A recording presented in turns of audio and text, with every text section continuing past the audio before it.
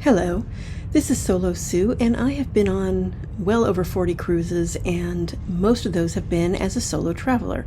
So I'm going to showcase a few of the cabins I think would work really well for a solo traveler. Some are dedicated to being a solo cabin, and some not so much. We begin with the Carnival Panorama, and this is what is called an upper and lower. Now, I had never seen this category before I booked this, and I was curious as to what it was. It sounded like almost it should be bunk beds or something, but it wasn't, and you can see it has all of the regular amenities you would expect from a cabin. This one happens to be ocean view, but I believe they had some that were also interiors. It was lower than the usual cabin of that category in price, so that was nice. And I really enjoyed, since I was just the only person in here, while the bed was small, there was this full couch that made it sort of cozy and nicer as a cabin. It had a good-sized desk in it and all of the regular things like a fridge and, of course, bathroom and that sort of thing. But all in all, it was a good cabin for one person and a nice price point.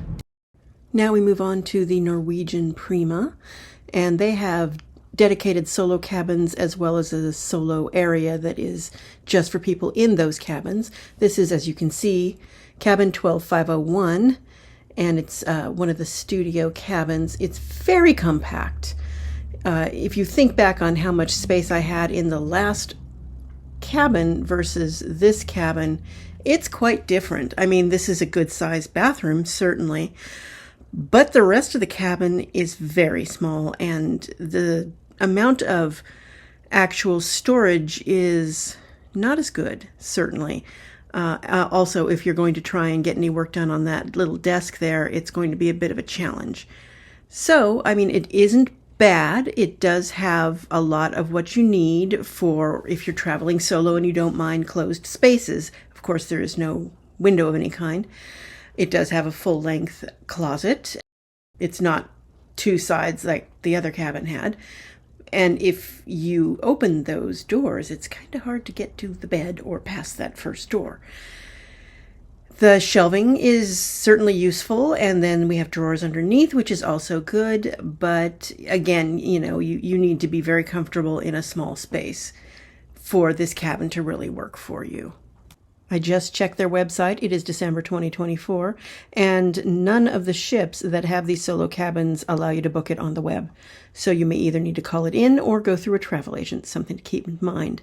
They also periodically run promos where the second guest goes for free, in which case it makes every cabin priced at a solo cabin rate. And so I would recommend you might want to look for those kinds of sales too.